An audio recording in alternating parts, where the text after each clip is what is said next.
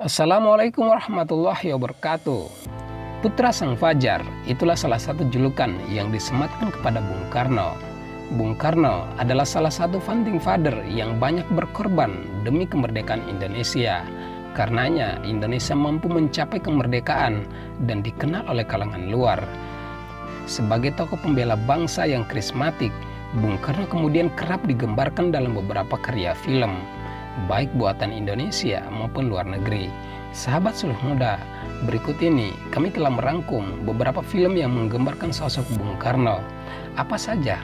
Temukan jawabannya hanya di Suluh Muda. Tapi sebelum dilanjut, jangan lupa subscribe dan share juga kepada sahabat-sahabat yang lain agar bermanfaat untuk banyak orang.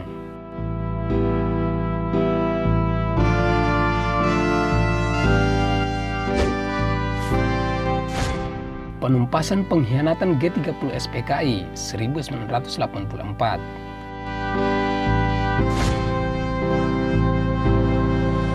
Gambaran tokoh Soekarno di layar film Indonesia pertama kalinya, yaitu muncul di film propaganda Orde Baru, tepatnya dalam film pengkhianatan Gerakan 30 September PKI yang dirilis tahun 1984, dan aktor yang memerankan Bung Karno dalam film ini adalah almarhum Omar Khayyam. Kemudian Omar Khayyam juga kembali memerankan Bung Karno dalam film Jakarta 1966 yang dirilis tahun 1988.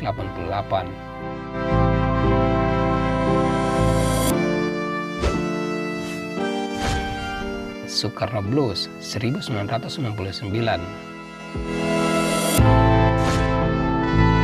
Film tentang Bung Karno yang satu ini adalah salah satu karya seni yang datang dari Belanda dengan judul Soekarno Blues, sebuah film fiksi karya Hans Helckem yang tayang perdana di televisi Belanda. Dan tokoh Soekarno yang diperankan dalam film ini adalah aktor Belanda keturunan Indonesia, Martin Schwab.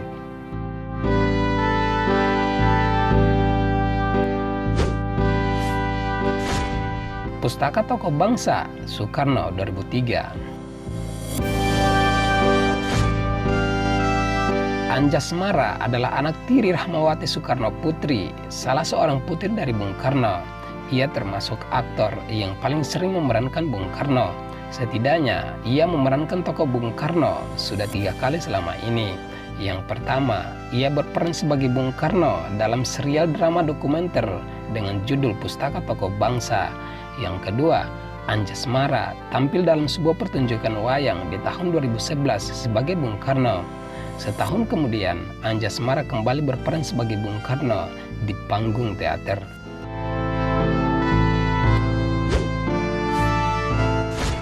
G 2005. Tokoh Soekarno semakin sering muncul di dalam berbagai bentuk karya fiksi selepas berakhirnya rezim Orde Baru. Kemunculan pertama Soekarno dalam era milenium di layar lebar ini adalah film yang mengisahkan aktivis mahasiswa Suhok Ji, dan Sultan Saladin adalah aktor yang dipercayai untuk memerankan tokoh Bung Karno.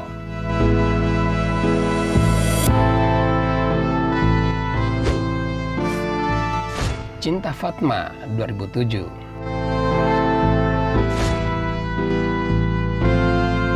Aktor dan mantan model Doni Damara juga pernah memerankan tokoh Soekarno dalam sebuah film berjudul Cinta Fatma yang dirilis tahun 2007. Film ini mengisahkan tentang masa pembuangan Soekarno di Bengkulu, khususnya tentang prahara cinta antara Soekarno dengan istrinya Inggit Garnasi dan gadis yang kemudian jadi istri keduanya, yaitu Fatmawati. Rumah Maida 2009, Sujia 2012, dan Sang Kiai 2013. Tokoh Soekarno juga tampil di film drama epik sejarah dengan judul Sujia, dan aktor yang berkesempatan memerankan Soekarno yaitu Imam Wibowo. Film ini mengisahkan tentang tokoh pahlawan nasional Albertus Sujia Pranata. Selain di Sujia, Imam juga berperan sebagai Soekarno di film Rumah Maida dan Sang Kiai. Ketika Bung Karno di Ende. Ketika Bung Karno di Ende adalah film prakarsa Kementerian Pendidikan dan Kebudayaan yang menceritakan masa pembuangan Soekarno bersama istrinya Inggit Garnasi yang dibuang ke Ende, Flores, Provinsi Nusa Tenggara Timur oleh pemerintah kolonial Belanda sebelum kemerdekaan. Dalam film ini, Soekarno diperankan oleh aktor Baim Wong yang dipasangkan dengan Pramita Rusady sebagai Inggit Garnasi. Baim kemudian memerankan Bung Karno lagi dalam film Jenderal Sudirman yang dirilis tahun 2015.